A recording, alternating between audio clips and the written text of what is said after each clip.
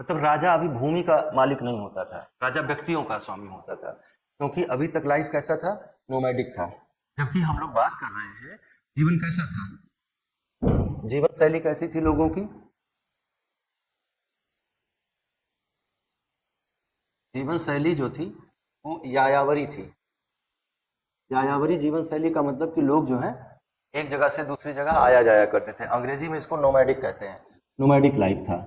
और nomadic life में क्या होगा कि लोगों के पास कोई एक जगह नहीं होगी, वो कभी यहाँ कभी वहाँ कभी वहाँ ऐसे रहते रहेंगे। जब कभी यहाँ कभी वहाँ कभी ऐसे वैसे रहते रहेंगे तो राजा को क्या स्थिति होगी, तो राजा भूमि का स्वामी नहीं था। दो तीन बातें आपको मैं समझाऊं। देखिए, पहला राजा क्या था, नृपति था। दूसरा राजा क्या था, भूपति था। तो राजा, नृपति और भूपति ये संस्कृत के दोनों शब्द हैं। पहले वो क्या था, नृपति था। और नृ का मतलब क्या होता है, जन, लोग, व्यक्ति। तो वो राजा, पहला राजा कैसा था, नृपति था। बाद का राजा कैसा हो गया, भूपति हो गया। जैसे जब एक तरह के लोग एक जगह पर फिक्स होकर रहने लगे तो वही राजा क्या बन जाएगा, भूपति हो जाएगा। राजा भूमि का स्वामी हो जाएगा। पहला राजा कैसा था, वो व्यक्तियों का स्वामी था।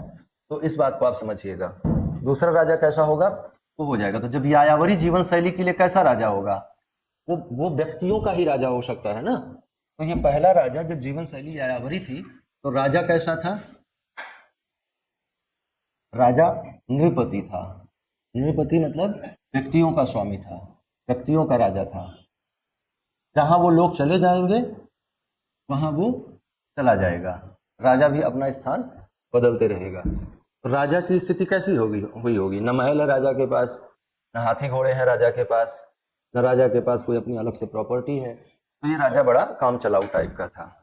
इस टाइम पे जो राजनीतिक संरचना, जिसको हम लोग राजनीतिक संरचना कह सकते हैं, वो कैसी थी, राजनीतिक संरचना जैसी कोई संरचना थी नहीं। लेकिन राजा के नीचे भी कुछ लोग होते थे जो काम करते थे। जैसे सबसे पहली राजनीतिक संरचना में सबसे पहली इकाई क्या थी, जैसे हमने आपको पीछे बताया था समाज पढ़ाते समय कि परिवार बहुत बड़े होते थे। तो परिवार ना कहकर उनको कुल कहना चाहिए, परिवार ना कहकर उनको जिला कहना चाहिए, है ना। बहुत सारे लोग एक परिवार में रहते थे, माता की तरफ से भी पिता की तरफ से भी। तो सबसे छोटी एडमिनिस्ट्रेटिव यूनिट क्या थी, कुल थी, है। और कुल का स्वामी कौन होता था, कुलप होता था।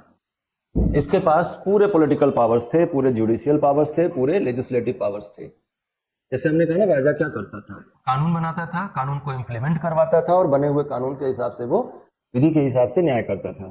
तो एक परिवार में ये सारे काम कौन करता था, कुलप करता था। इसका मतलब कुलप क्या था, परिवार का राजा होता था। मैंने कुछ एग्जाम्पल भी बताए थे, आपको लिखवाए भी थे कि वो कुछ भी कर सकता था। जैसे उसने किसी के आंख ले ली, किसी को जान से मार दिया, तो इसके द्वारा अपने परिवार के संदर्भ में लिए गए निर्णय को राजा कभी चैलेंज नहीं करता था। क्यों, क्योंकि राजा अभी राजा बन नहीं पाया था और व्यक्ति महत्वपूर्ण नहीं था।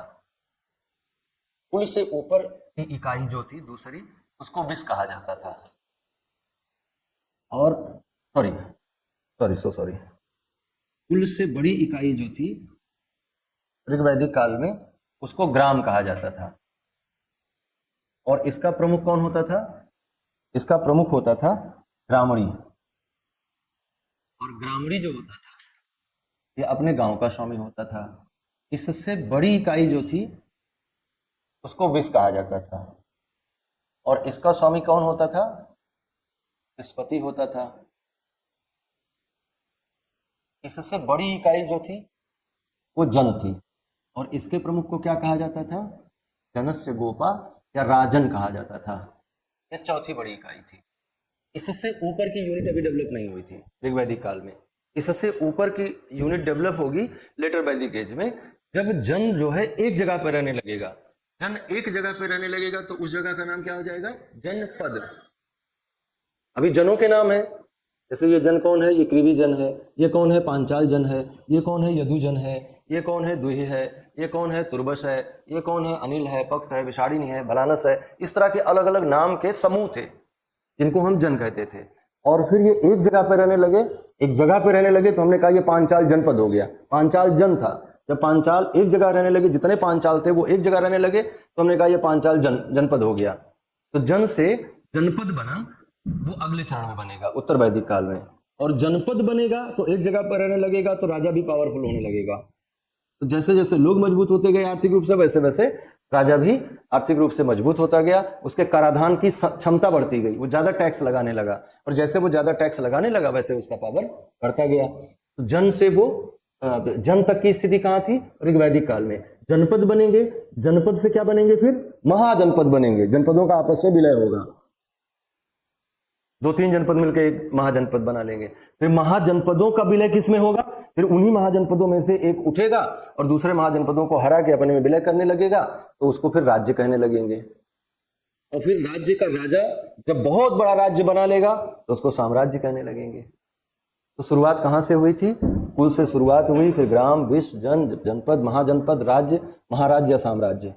इस तरह से करके राजनीतिक विस्तार, राजनीति और भूमि का जो संबंध है, जैसे आज के टाइम पे हम राज्य को डिफाइन करते हैं तो क्या कहते हैं कि राज्य वो है जिसके पास अपनी भूमि हो, जिसके पास अपनी संप्रभुता हो, जिसके पास अपनी सरकार हो, जिसके पास अपनी जनता हो। लेकिन उस टाइम पे राज्य क्या था? कुछ नहीं था, व्यक्ति का स्वामी राजा है, इतने लोग हैं, राजा हैं, आज हम मैं राजा हूं, यहां बैठा हूं, वहां बैठा हूं, वहां बैठा हूं, जहां जा रहा हूं वहां मैं राजा बना हुआ हूं। अभी की राज्य क्या है? अभी राज्य में कहते हैं आपकी एक पर्टिकुलर लैंड होनी चाहिए, टेरिटरी होनी चाहिए। फिर आप दूसरा क्या कहते हैं? जनता होनी चाहिए। तीसरा क्या कहते हैं? सरकार होनी चाहिए। चौथा क्या कहते हैं? संप्रभुता होनी चाहिए। तो ये वाली स्थिति आते आते कि राज्य के लिए निश्चित भूमि होनी चाहिए, जनता होनी चाहिए, सरकार होनी चाहिए, संप्रभुता होनी चाहिए, ये स्थिति आते आते देर लग गई। इस समय वाली स्थिति में ऐसी परिभाषा राज्य की नहीं थी, राज्य था ही नहीं। इनफैक्ट जब भूमि ही नहीं है, अभी एक ही यूनिट है राज्य के पास, राजा और प्रजा, राजा और लोग। प्रजा के साथ साथ जनपद तक जाते तक क्या हो जाएगा? जनपद तक जाते जाते राजा के साथ जनता, भूमि भी जुड़ जाएगी, संप्रभुता है ही, और राज्य बन जाएगा। अभी राज्य नहीं है, अभी केवल कबीलाई विमुक्ता चल रही है वैदिक काल में। तो बात आपको समझ में आई? चलो लिखो।